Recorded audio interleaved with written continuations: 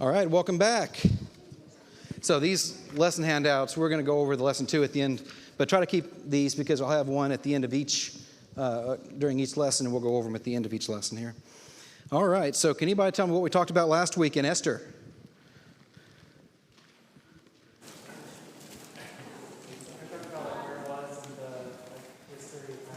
Yeah, perfect. So Esther, we call it Seeing the Unseen God. Why do we call it the Unseen God in Esther? Because his name is not mentioned. Very good. It's the only book of the Bible where God's name is not mentioned, along with prayer and thanksgiving. All right, so that's why we call it Seeing the Unseen God, because we want to see God in a book where his name is not specifically mentioned. And for those who were not here last week, I'm going to give a very brief background. So we have King Nebuchadnezzar in Babylon, and he's the one that throws Shadrach, Meshach, and Abednego into the fiery furnace. Not too long after Nebuchadnezzar, we have the Persian Empire, which takes over Babylon, and now we have Persian kings. This is King Cyrus, who's coming up next. He's the one in Ezra 1 that says, you know what, Jews, if you want to go back to Jerusalem, that's fine. You don't have to stay in the main empire proper anymore. You can go back to your hometown. Some Jews do, but some don't. Then we have King Darius the Great. This is the Darius that throws Daniel into the lion's den. His son, Xerxes, also known as Ahasuerus, is the king in Esther. So it's the son of the guy who threw Daniel in the lion's den. That's who we're talking about. And then Xerxes, or Ahasuerus' son, is Artaxerxes, that's the one who Nehemiah was the cupbearer for, and allows Nehemiah to go back to Jerusalem to rebuild the walls. So that's the Persian Empire. The dark green really is how it started with Cyrus. Now we're getting into the lighter green boundaries as well. So they're expanding the empire under King Darius the Great, and this is the empire that, of course, Xerxes or Ahasuerus inherits. And you'll notice that it goes all the way from India in Asia to down here in eastern Africa to Ethiopia. So from India to Ethiopia. And then the center of the Persian Empire is the citadel, what we would call the capital. So that's Susa. In Hebrew, it's Shushan, and that's what we'll read about in Esther. That's where the setting is of Esther 1, is in Shushan, the citadel of the Persian Empire. The person of Esther, it's a Persian name, meaning star. She is a Jew growing up in Persia. It also may refer to the Persian love god of Ishtar, which may talk to her secular upbringing. Maybe these were Jews that really didn't follow all the laws. She was orphaned at a young age, and she was raised by her cousin, who was probably a little bit older than her, Mordecai, who raised her as his own daughter. Hebrew name was Hadassah, meaning myrtle. The author of Esther is unknown, but probably well-versed in Persian and Jewish customs based on the writing. And so we think it probably was either Mordecai or a younger contemporary of Mordecai living in Persia, in the Persian Empire. This takes place, again, under Xerxes or Ahasuerus' reign. And I want you to focus on that first year of his reign, 486. Numbers go down before Christ, so he reigned for 22 years, beginning in 486 BC. That'll be important in just a minute.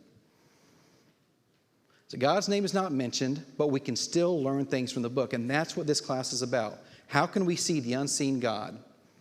When God works behind the scenes, he's still working. He's not absent. God's name does not have to be publicly stated for us to give him credit today. And while God's name is not mentioned, it is not a godless book.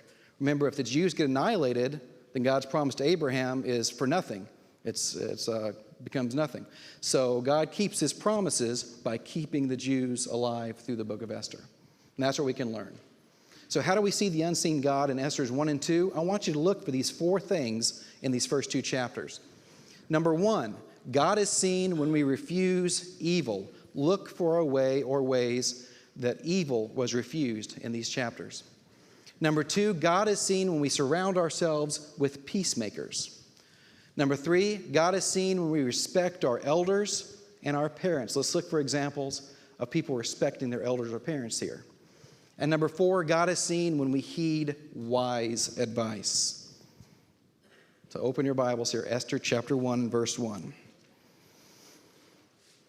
Now it came to pass in the days of Ahasuerus, this was the Ahasuerus who reigned over 127 provinces. Where, class? Where did he reign from at the end of verse 1?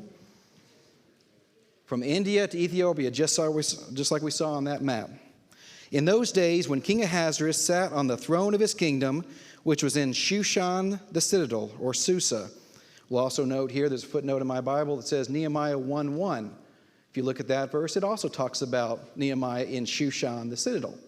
And since Nehemiah comes after Esther, chronologically, we know that everything within the framework of the book of Esther is within the Persian Empire. Shushan is not destroyed. It remains the capital through the book.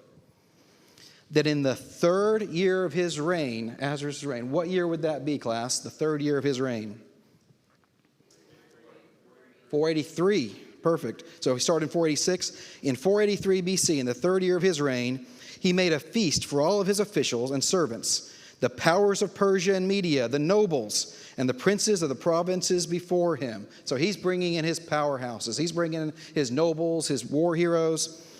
And when he showed the riches of his glorious kingdom and the splendor of his excellent majesty for many days, 180 days in all, and when these days were completed, the king made a feast lasting 7 days for all the people who were present in Shushan the citadel, from great to small, in the court of the garden of the king's palace.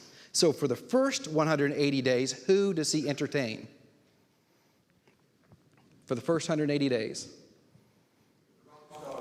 That's right, the war heroes, the nobles, the princes, the people who are going to be, in power.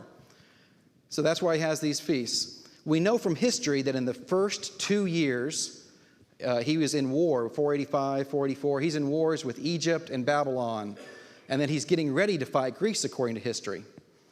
Herodotus talks about in 483 a special assembly at Susa. Herodotus was a Greek writer who happened to be living in Persia at the time, not a Christian. But he talks about a special assembly they had in Susa. What are they doing in that special assembly, according to this historian? He writes in his book, The Histories, after the conquest of Egypt, intending now to take hand the expedition against Athens, Xerxes, who's Ahasuerus, held a special assembly of the noblest among the Persians, so he could learn their opinions and declare his will before them all. So Xerxes, according to Herodotus, brings in the nobles, right, in order to help prepare him for war against Athens, Greece. So he's getting ready for war. He's won some wars. He's getting ready for another war. But in this time, he's war planning. That's the first 180 days. And of course, he's showing off his palace. He's showing off the splendors. This is an artist's depiction of how his palace looked. This is Darius's palace, which got inherited by Ahasuerus, got inherited by Artaxerxes. Marvelous palace with everything you could imagine in there. And we'll talk about that. Well, this is where the palace is today. This is modern-day Persia, or where Susa was, modern-day Iran. You can see out here, labeled number 1, is the layout of where the king's court was. This is where the gardens were. And you can still visit that today. This is the women's quarters, where Esther lived. This right here is the outer court. This right here is the inner court. And then 5, this is where the king's throne room was. And they based that on the fact that there's the base here of where the king's throne was. And this is, of course, where the throne was when Daniel is thrown into the lion's den, when Nehemiah is allowed to go back to Jerusalem, and where the king here, Ahasuerus, selects his queen Esther. Same place. So verse 5, it talks about the gardens of the king's palace. In Persia, the Persian word for gardens is paradisai, or paradise, where we get our word. Very, very luxurious gardens. In verse 6, there were white and blue linen curtains fastened with cords of fine linen and purple on silver rods and marble pillars. This is one of those marble pillars that was found in the ruins. You can tell just how fancy it was. And they say because of the number of pillars and how ornate they were and how large they were, that it was probably about 7 stories high, the throne room of the king there. But that's in the museum, the Louvre in France. Also, the Bible says in verse 6, there was mosaic pavement of alabaster, turquoise, and white and black marble. This was also found in the ruins. To me, that looks like mosaic pavement of alabaster and white and black marble and turquoise. It's kind of interesting that you can still see that today. Here's another one. So these would have been in the palace along with Esther, Nehemiah, and in Daniel's day. All right, verse 7. Now they've started the feast for everybody in the citadel, as it talks about in verse 5. Everybody from great to small now is at this feast. The king has planned his wars, and he's going to have 7 days worth of a good time. And they served drinks in golden vessels, each vessel being different from the other. These are not from a mold. These are hand-carved. With royal wine in abundance, according to the generosity of the king, in accordance with the law. The drinking was not compulsory, for so the king had ordered all the officers of his household that they should do according to each man's pleasure. So everybody can drink as much as they want, whenever they want. These 7 days is for you, right? The king is not stopping people from drinking. And I want to stop here and look at the last part of verse 8. They did according to each man's pleasure. Class, is there any time in Scripture where the Bible says man did according to his own pleasure or according to what was right in his own eyes and it ended up being good? Can you think of anything? No. So something bad's about to happen. Let's go to verse 9. Queen Vashti also made a feast for the women in the royal palace, which belonged to King Ahasuerus. So Vashti is entertaining the women while the king is entertaining the men.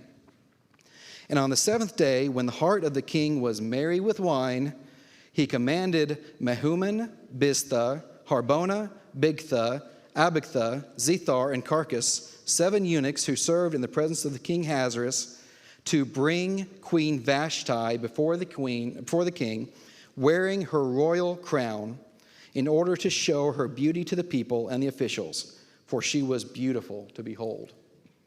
So what was the king's motive here in bringing out Queen Vashti, or for sending for her? What was his motive? That's right. This is my property. And who is at this feast for the 7 days? Everybody, right? Verse 5, from great to small, from prince to pauper, everybody is here. Scholars look at verse 11 and say when the king wanted to bring her out wearing her royal crown to show her beauty, that she probably was expected to be wearing not much more than that royal crown. This was going to be embarrassing for her because everybody's there. And this drunk husband of hers has sent for her to come out and show herself off. So why would she refuse? Verse 12, Queen Vashti refused to come at the king's command, brought by his eunuchs. Therefore the king was furious and his anger burned within him. Why would she refuse? Embarrassing, that's right. Now, we're not told specifically, so it's possible that she was too busy with her own people. But remember, these are people that she's going to have to see every day for the rest of her life, both in and out of the palace. So she's not going to be able to look at people the same way if she does this. So she refuses. It's a lose-lose situation for her. Either she's embarrassed for the rest of her life, or she may lose her life for not following the king. That's what's in front of her.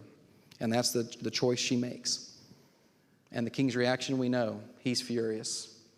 She has disobeyed him and embarrassed him in front of his people. So moving on to verse 13. Then the king said to the wise men who understood the times, for this was the king's manner toward all who knew the law and justice, those closest to him being Karshena, Shethar, Admatha, Tarshish, Maris, Marsena, and Memucan, the 7 princes of Persia, basically his 7 counselors, his 7 lawyers and Media, who had access to the king's presence and who ranked highest in the kingdom. And what does the king ask them? He says, what shall we do to Queen Vashti according to the law? Because she did not obey the command of King Ahasuerus brought to her by the eunuchs. Notice, he doesn't say what should be done with her. He says what should be done with her according to the law. But the answer he gets is not according to the law. These princes can read the room. These counselors know that the king is furious, and so they give him an answer that he would like, something that would allow him to get some revenge. Memucan answered before the king and the princes, Queen Vashti has not only wronged the king, but also the princes, and all the people who are in the provinces of King Ahasuerus. Exaggerate much? For the queen's behavior will become known to all women, so that they will despise their husbands in their eyes when they report, well, King Ahasuerus commanded Queen Vashti to be brought in, and she did not come. You see, he says, King, she's wronged everybody in the whole capital. And whenever women are told to do something by their husbands, they're going to say, well, Queen Vashti didn't do it, so I don't have to follow you. This very day, verse 18, the noble ladies of Persia and Media will say to all the king's officials that they have heard of the behavior of the queen and thus there will be excessive contempt and wrath. So, king, you better make an example out of her. If it pleases the king, let a royal decree go out from him, and let it be recorded in the laws of the Persians and the Medes, so that it will not be altered. Remember, laws in Persia and Medes, when the king put his seal on it, it could not be changed forever. Even if the king wanted to change it later, could not be revoked. So it would not be altered, verse 19 says, that Vashti shall come no more before King Ahasuerus, and let the king give her royal position to another who is better than she. Banish her. Send her away forever. Make an example out of her. And when the king's decree, which he will make, is proclaimed throughout all of his empire, for it is great, all wives will honor their husbands, both great and small. Now, class, what does the New Testament, Colossians, say about when wives should or should not submit to husbands? What do we read in the New Testament? As is fitting in the Lord. That's right. So, wives, submit to your husbands as is fitting in the Lord. But remember, if there's a conflict between what God says and what man says, we follow God. That's not what this is saying. That's not what these people are telling the king. He says, make an example out of her so it'll put fear in all women that whatever, even improper requests the men make of them, that they'll do it because they know what you did to Vashti. And the reply pleased the king. And the princes and the king did according to the word of Memucan. Then he sent letters to the king's provinces, to each province in its own script, and to every people in their own language, that each man should be master of his own house and speak in the language of his own people. So the king has a feast. He gets drunk. He makes an improper request to his wife, and his wife refuses. And now, because of bad advice, he banishes her forever and can't change it. Any questions on chapter 1? Any comments? Also, the fact that she may have been pregnant, the son born shortly thereafter. Interesting. History, she may have been pregnant. That may have been part of it as well. All right, moving on to chapter 2. So, after these things, the king wakes up, right? He sobers up. When the wrath of King Ahasuerus subsided, he remembered Vashti, what she had done and what had been decreed against her. So he remembers what he thinks, what have I done, right? My beautiful queen, I made an improper request from her. She refused. She's banished, and I can't change it. Then the king's servants who attended him said, basically, you're the king. Why don't you just let the beautiful young virgins be sought for the king? Get another queen, right? And let the king appoint officers in all the provinces of his kingdom, that they may gather all the beautiful young virgins, basically all the young, beautiful, marriageable women in the kingdom, to Shushan the citadel, into the women's quarters under the custody of Haggai, the king's eunuch, custodian of the women, and let beauty preparations be given them. Then let the young woman who pleases the king be queen instead of Vashti. So, the search decree. Interestingly, Herodotus, in verse 3, it talks about Haggai, the king's eunuch. Herodotus mentions a eunuch of Xerxes named Agaius. And many people think this may have been the same eunuch as mentioned in Esther chapter 2, verse 3.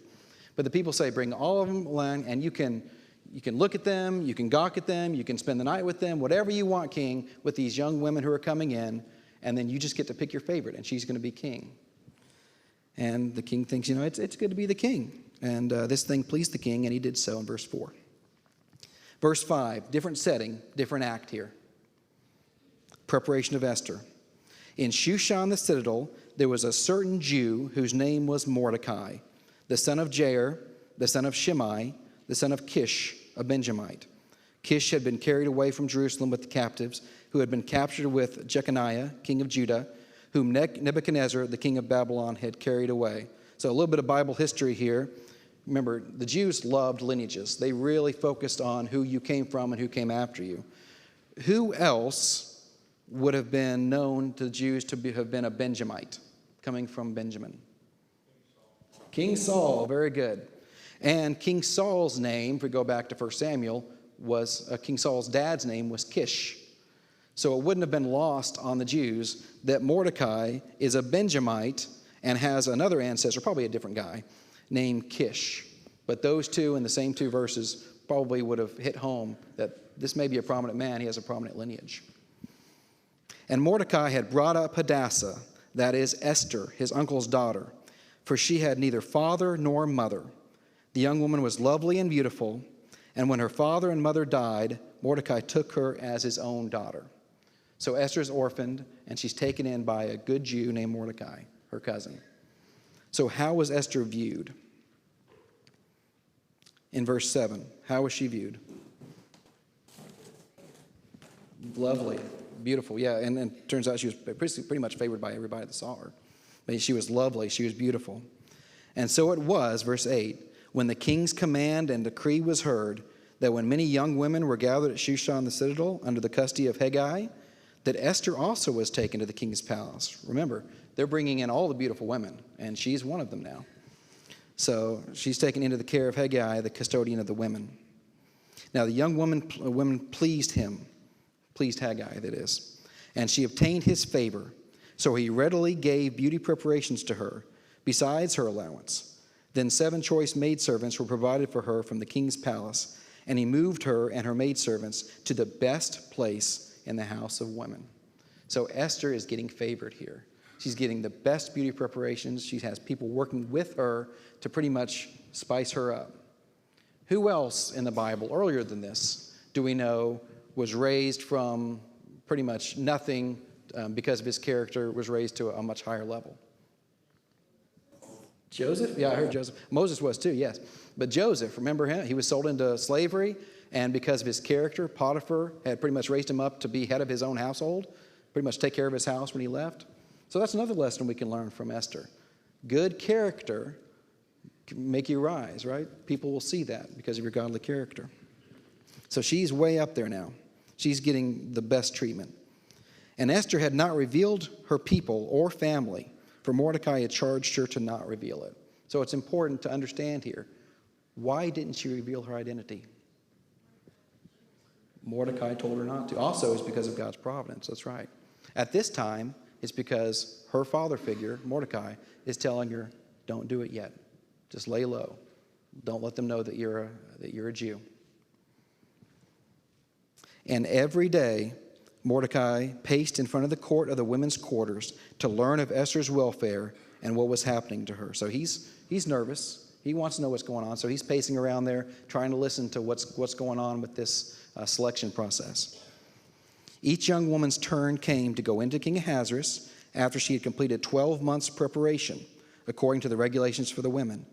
For thus were the days of their preparation apportioned: 6 months with oil of myrrh, and 6 months with perfumes and preparations for beautifying women. So why for a year? Why do they prepare for a year?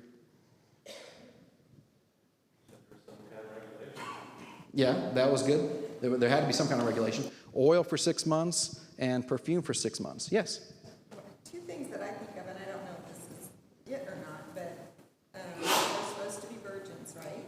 So if they're pregnant, they're going to have had a baby by then. They'll know they've done something.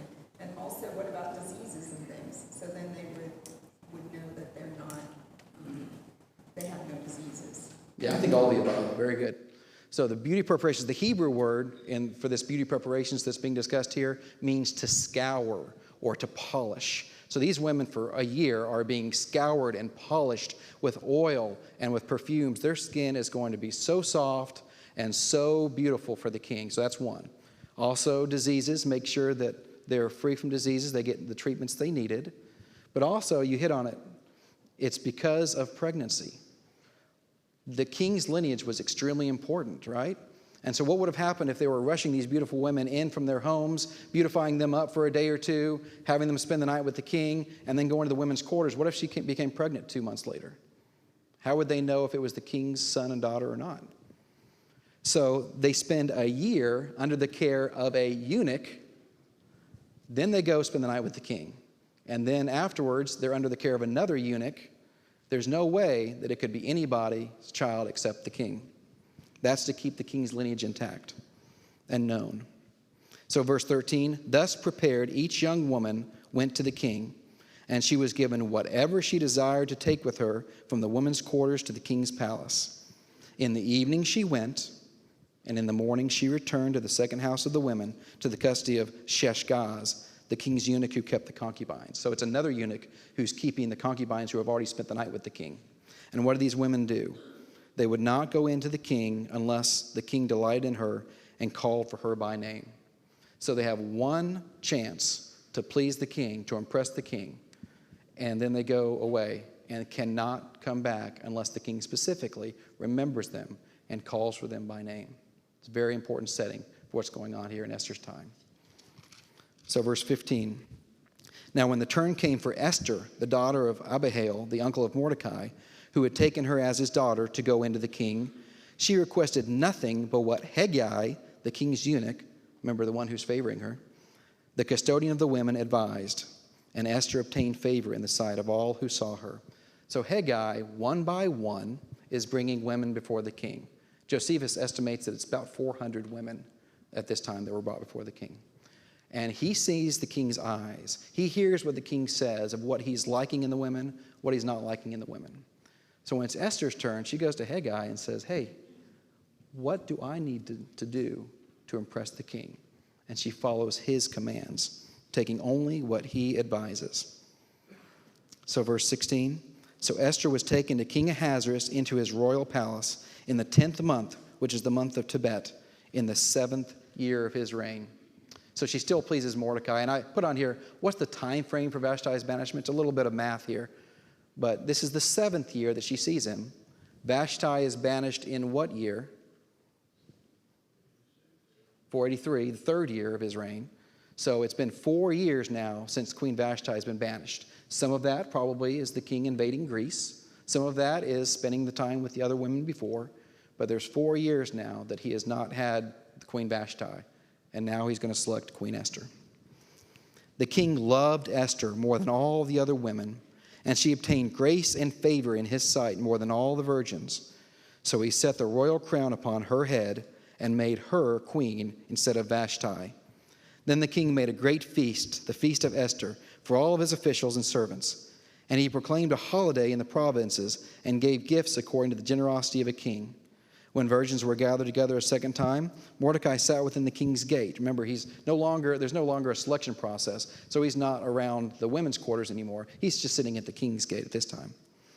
Now Esther had not revealed her family or her people. Nobody knows except Mordecai that she's a Jew, just as Mordecai had charged her. For Esther obeyed the command of Mordecai as when she was brought up of him. Any questions so far in chapters 1 and 2? Any comments? So I wanted to pause here just a minute and look at the 3 types of readings that you can see from this selection process of Esther. This is not all of my work, by the way. This is taken from a lecture by Brother Jacob Evans from Free Harmon Lectureship. But 3 types of readings. And the first is something that we probably all heard as children. It's the fairy tale type of reading. Cinderella reading is what it's called. The rags to riches. This young, poor Jewish girl comes before the king, and the king just says, wow, you are so much more beautiful than any other woman in the kingdom. Rags to riches, you are now my queen. Places the crown on her head, and she's going to live happily ever after. That's one type of reading. Second type of reading is called the Bachelor reading. For those who have seen the show The Bachelor, raise your hand. You know what I'm talking about, right? So you have one handsome man. All the women are happy to vie for the love of that one man. In this case, the king, but then just, a bachelor.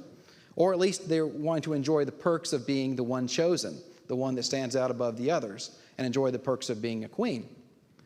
It's an active competition among women. They're all trying to make the king happy. And they certainly don't want to offend the king, right? Remember Vashti? They don't want what happened to them, what happened to Vashti. So it's a very competitive thing. And those who read it under this kind of reading, especially kosher Jews, might be critical of her methods because she's hiding her identity. She's probably not staying kosher with the food that's being prepared for her during that year. And she's vying for the love of a foreigner, which is a no-no for kosher Jews, right?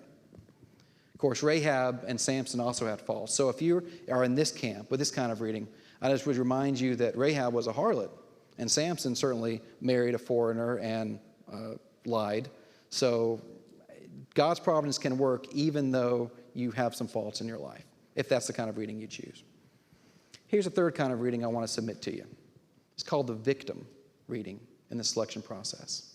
Remember, this is old times, 2,500 years ago. In this type of reading, the women are taken forcefully. They're prepared and herded like cattle in the palace to be going to the king. Josephus, again, estimates about 400 women went through this process. And if they're not chosen, the rest of their life is spent in luxurious but desolation, basically. They're spending their time just waiting, aging, doing nothing but waiting for the king to call them, if he ever does call them. 399 out of the 400 women would have lived their life this way. So in this kind of reading, Esther's actions might have been viewed as justified survival tactics against an aggressive regime, right? So this is all she has to do to stay alive, because if she's found out to be a Jew, she may not be chosen. In this kind of reading, God would know where the fault lies. Remember, King David put Bathsheba in a very similar situation. She probably didn't have much of a choice, as these women wouldn't have had much of a choice in this type of reading.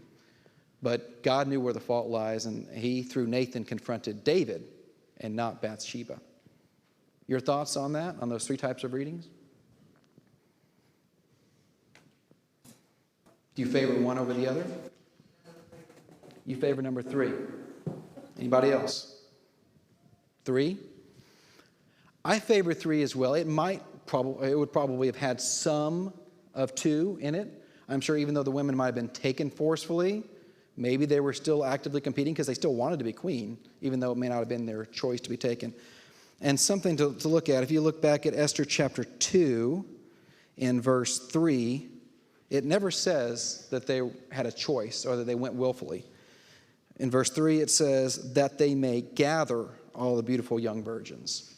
In verse 8, it says the young women were gathered at Shushan. Later in that same verse, Esther was taken to the king's palace. And in verse 16, Esther was taken to King Ahasuerus. So 4 times, and none of them suggest that it was actually the woman having the power to do it. So I think it's probably a combination of 2 and 3, but more likely 3. This was the king's will, and the women were going to do what he wanted. So in the last 3 verses, in those days, while Mordecai sat within the king's gate, 2 of the king's eunuchs, Bigthan and Teresh, doorkeepers, but trusted advisors of the king because they're protecting the palace, became furious and sought to lay hands on King Ahasuerus. So the matter became known to Mordecai, who told Queen Esther, and Esther informed the king in Mordecai's name. So Mordecai had a choice here. He overhears this plot to assassinate the king, and instead of coming with them and being a Jew, a foreigner, saying, hey, I know somebody on the inside, maybe we can do this together. He doesn't do that. He respects the position of the king, and he tells Esther. And Esther tells the king in Mordecai's name, not revealing her identity, but saying that a man named Mordecai at the king's gate overheard this. And when an inquiry was made into the matter, it was confirmed, and both were hanged on a gallows. And it was written in the book of the Chronicles in the presence of the king.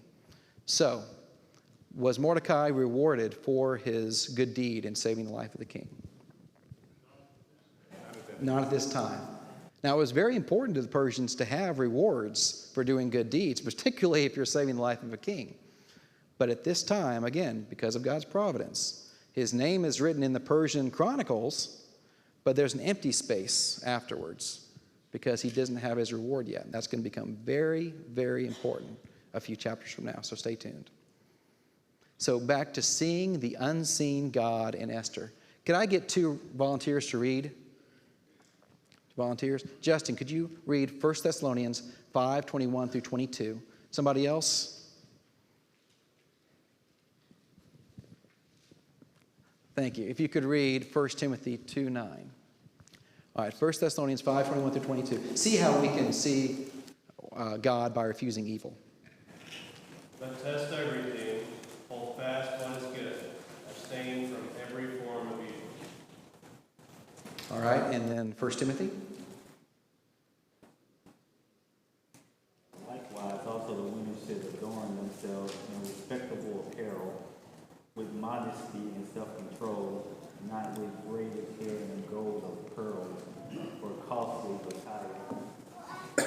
right, so being modest, abstaining from all appearance of evil. What can we learn from Esther 1 and 2 about refusing evil? Who can we learn from?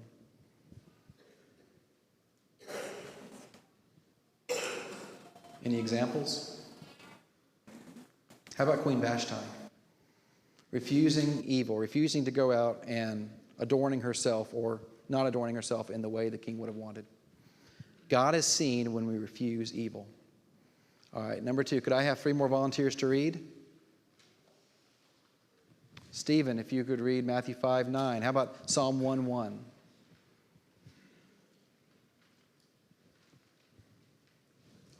All right, William. And then Mark, could you read 1 Corinthians 15:33?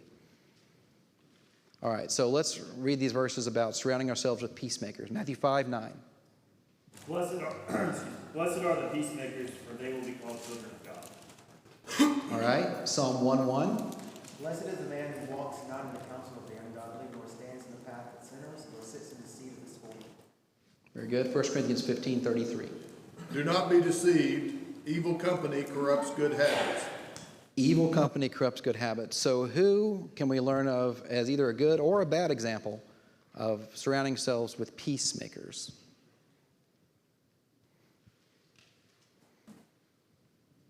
Well, the king surrounded himself by yes men that just had selfish motives, so it couldn't really. That's right. peacemaking. That's right. So he surrounded himself with people who would tell him what he wanted to hear. And instead of those people telling him, King, you made a rash choice, you weren't thinking correctly, just let it rest until you've had a chance to really sober up. He didn't surround himself with those people. He surrounded himself with non-peacemakers, with people who were just telling him what he wants to say. So we can learn to surround yourself with people who are going to be godly, who are going to give you the right kind of advice. All right, God is seen when we respect our elders and parents. Can somebody read Exodus 20, verse 12? Anybody? Any volunteers? Exodus 20:12. Todd, would you read that? Okay, and then Ephesians 6:1-4. Gilbert, would you read Ephesians 6:1-4? All right. Todd, Exodus 20:12. Honor your father and your mother, that your days may be long in the land that your Lord your God is giving you. Honor your father and mother. Okay, Gilbert, Ephesians 6:1-4. Children, obey your parents in the Lord, for this is right. Honor your father and mother, which is the first commandment with a promise, so that it may go well with you, and that you may enjoy long life on the earth. Fathers, do not exasperate your children. Instead, bring them up in the training and instruction of the Lord. To honor your father and mother. Who can we learn from in this setting of Esther 1 and 2 in learning how to respect our elders or our parents? Esther. Very good. So Esther listened to Mordecai. Multiple times it says she obeyed Mordecai's command. If she hadn't obeyed him, the rest of Esther would not have happened, the rest of the events. All right, and finally, Proverbs 3:5-8. Could I get somebody at Proverbs 3:5-8? This is where God is seen when we heed wise advice. All right, Ed? Trust in the Lord with all your heart, lean not on your own understanding. In all your ways acknowledge him, and he shall direct your path. Do not be wise in your own eyes. Fear the Lord and depart from him. It will bring health to your flesh and strength to your body. Trust in the Lord with all your heart. Lean not on your own understanding. So heed wise advice. Who in Esther's chapter 1 and 2 was an example of somebody who heeded wise advice? Esther. On multiple occasions, right? She heeded the wise advice of Mordecai, but she also heeded the advice of Hegai, the eunuch. She knew who to take the advice from that would get her to where she needed to get to, right? To please the king. And so we need to surround ourselves with people who will give us wise advice to know how we please our king. Let's go to the study guide here in the last few minutes. So, lesson 2, the selection of Esther. All right, class, the Hebrew name of Esther is, very good, Hadassah. Hebrew name of Esther is Hadassah. The events take place in blank, the citadel of the Persian Empire. Susa or Shushan, either way. Who was the queen in chapter 1 who refused King Ahasuerus' improper request? Vashti. Mordecai and Esther were blank, we're talking about relations, but he cared for her as his own blank. Good. So they were cousins, but he cared for her as his own daughter. Why does Esther not reveal her true identity? Yeah, Mordecai told her to, and through God's providence. Either one of those would be correct here, because it's God's providence that's telling Mordecai not to have Esther reveal it. All right, who overhears the plot to kill King Ahasuerus? Mordecai, and he does the right thing. He saves the life of the king. He respects that office. God is seen when we refuse evil. God is seen when we surround ourselves with peacemakers. God is seen when we respect our elders and parents. And God is seen when we heed wise advice. Very good. I feel like we have a good handle on 1 and 2, right? Good. So stay tuned. Next week, chapters 3 and 4, we're going to see what happens after Esther's selected and why she becomes the person we know today. Thank you for the attention.